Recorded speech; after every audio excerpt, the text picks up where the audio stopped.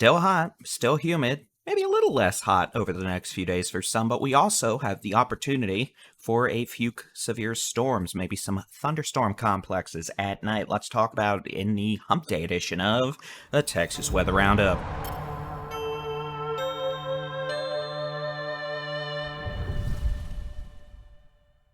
Good morning. It is Wednesday, the 21st of June, 2023. I'm Texas Storm Chasers Buddy-in-Chief David Reimer. It's been hot. It's been humid. It has been very unpleasant. And outside of a little bit of a cool down, that is exactly how it is going to stay for the rest of June and probably well through Independence Day in early July.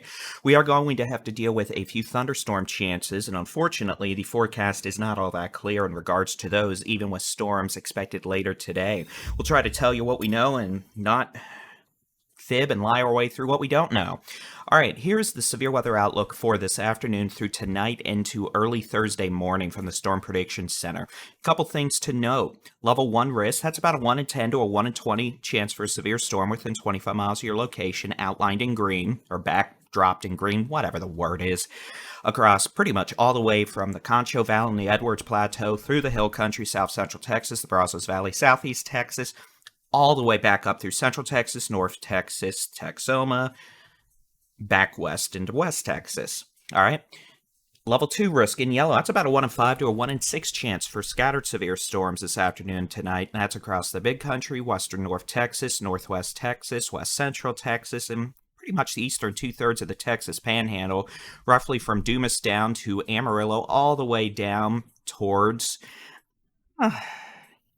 it's east of Tulia, but anyway, Floydada, that's the town I was looking for. Now, here's what we're going to have to deal with in terms of complexities here. There could be a pretty long-lived complex of storms that move southeast tonight through both these risk zones. If that becomes more likely, we're going to probably see the chance for severe storms increase. A level 3 risk introduced, and that level 2 risk expanded all the way down to parts of the Brazos Valley tonight. That's a big if. Complexity factors also include a complex of storms this morning in southern Kansas that may move into Oklahoma that could throw an outflow boundary west into the Panhandle, which could spark our initial storm chances today. We could also see isolated storms in the Concho Valley east of the dry line today, more than we saw yesterday, but more like what we saw on Monday. Okay, initial storms this afternoon, probably going to be supercellular, especially the storms up in the Panhandle and northwest Texas, the big country. Could have hail larger than the size of baseballs, localized damaging winds 60, 70, maybe even 80 miles an hour. We're going to have very weak low-level wind shear, the very warm surface temperatures, and pretty much the whole atmosphere in terms of at least the lowest several thousand feet being warm. Cloud bases are going to be pretty high. That's going to keep the tornado threat very, very low. Not completely zero, but not really something I'm worried about today. If we have that complex of storms tonight, the threat for more widespread damaging winds, including the potential for some hurricane force winds, will increase. All right, let's look at the North American model. Now, this is probably going to be, well, one, it's the wrong graphic. Two, here we go. This is probably going to be the most accurate picture we can give you right now in terms of what may happen. And again, this is not a high confidence forecast, because all these complex factors really aren't going to be handled well by weather models, so we're kind of just guesstimating based on experience and a little intuition on what might happen here, but don't be surprised if it is completely off the mark and we end up looking like boneheads. Well, more boneheaded than we usually do, at least. So, all right, we're going to start off with this. Again, this is North American model. This is at about noon this afternoon. You can see this thing thinks we're going to have showers and storms coming out of Kansas. Based on what the radar looks like already this morning, that might be slow. We're going to have to see. But either way, if that happens, that's going to push an outflow boundary into the Panhandle and help break the capping inversion along the dry line, the Panhandle this afternoon, and help fire up storms. If this complex of storms does not materialize and we don't have that outflow boundary, the capping inversion or the lid on the atmosphere may be too strong for storms to develop this afternoon. Again, it's kind of this whole one or nothing sort of ordeal where, hey, there may be nothing, or hey, there may be softballs. Don't you love June? All right, so here's 2 o'clock. You can see storms in Oklahoma, blah, blah, blah. That outflow boundary pushing southwest. This thinks we could have isolated severe storms fired up by 4 o'clock east of the dry line. You can see we also have storms trying to fire up in the big country, probably down to the hill country, Concho Valley. Those might behave a little more like summer thunderstorms south of Interstate 20, while the stuff further north in the Panhandle in the presence of stronger upper-level wind shear may behave more like spring storms, supercellular in nature. Regardless, any storm that pops up this afternoon is going to be pushing out heavy rain, hail, lightning, probably strong winds. It's going to be above 100 degrees. It's going to be hotter than a hot dog, and the atmosphere is about as unstable as it gets. All right, 5 o'clock, you can see we already have by 7 o'clock scattered summer pop-ups, big country, Concho Valley, hill country. Hail, localized damaging winds, heavy rainfall, cloud-to-ground lightning, probably over 60,000 feet tall because, again, middle of summer, even though it's the first day of summer, I don't really care. It's the middle of summer in my mind, so... All right, and then here in the southeastern Texas Panhandle, coming off the Cap Rock, you can see we have a little complex of storms that's already organized, starting to accelerate to the south-southeast, damaging winds, probably wind-driven hail if this is right, which 50-50 shot it's not.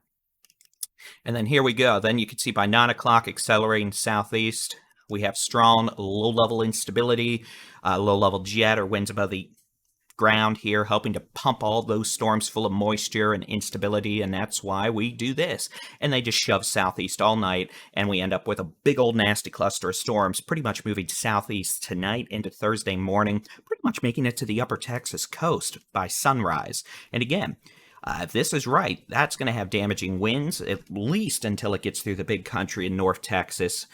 Heavy rainfall, maybe some hail, etc.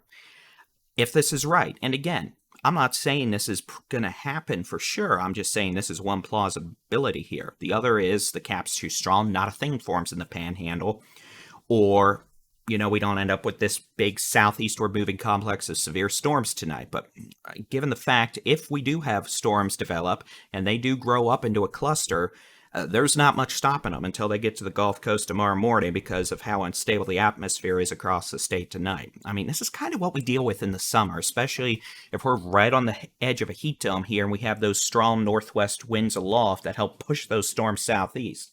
I mean, same thing goes sometimes if we have storms firing in Kansas or Colorado, they make it down into the state. So again, we're just going to have to keep an eye out on it, but don't be surprised if we're busy tonight. And I mean, we could do the same thing tomorrow and again on Friday, but those 2 days are going to depend greatly what happens today. So, you know what, we're not even going to touch that yet. But again, we could be dealing with 3 days of storm chances, this being the first day. All right, temperature forecast over the next several days. This video is already running long. It's going to be hot today, maybe a little cooler across Texoma, northeast Texas, the northern Panhandle. Regardless, heat index values this afternoon, it's not going to be pleasant. I mean, there's not much more I could say that hasn't already been said. Not great, not ideal. It's hot. It's humid. Soil moisture is still high from all the rain we had back in May and earlier this month. And, I mean, eventually we're going to burn that soil moisture off and the humidity is going to drop, but our air temperatures are going to rise. So, darned if you do, darned if you don't. All right, here's Thursday's high temperature forecast. Here we are going to see some cooling as that, I don't want to say a boundary, but for all intensive purposes, the heat dome shifts a bit to the south, southwest. We see increased chances for cloud cover, maybe a bit of rain with those nightly storm complexes. Northeast half of Texas, highs in the upper 80s, middle 90s versus hundreds. Southwest half of Texas, nothing changes. It's still miserably hot. Heat index values, you can see, yeah. All right, Friday, hot. Saturday, heat dome builds back into the entire state. It's really hot. Sunday, really hot. And it's just going to keep on going next week, it looks like. Frankly, it looks like it's probably going to continue through at least the first week of July in terms of this abhorrently annoying heat. So don't expect a big cool-off outside of maybe a few days for the northeast half of Texas beginning, well, tomorrow through Friday, maybe Saturday, where we're a little bit cooler, but then we all burn again. So that is going to be it for today's edition of the Texas Weather Roundup. Again, we're probably going to have forecast changes for later today. Don't be surprised. We'll be keeping an eye on things. Definitely we'll have severe weather coverage if necessary, along with forecast updates. Many of our storm chasers are actually up in the Dakotas right now, chasing where typically you'd be chasing in late June. So they'll have live streaming storm chase video if you're interested in keeping an eye on them. They're actually, I believe, going to probably be in northeastern Colorado or Wyoming today. They're in the Dakotas yesterday. So we'll be keeping an eye on things here. But again, apparently we got a few days of storm break, and now we're doing it again because Mother Nature does not ever want to let anyone ever relax. But, I mean, you know what? At least if it's going to be this hot, have a little bit of rain to cool it off every once in a while. But again, we'll keep an eye on things here. You can do the same. The free Texas Storm Chasers mobile app. You can get down to your neighborhood forecast, interactive weather radars, live streaming storm chase video, and severe weather coverage if necessary, and forecast. Y'all have a great Wednesday. We'll chat with y'all again in the Thursday morning edition of the Texas Weather Roundup. Expect more updates sooner than that, though. Have a good one. God bless.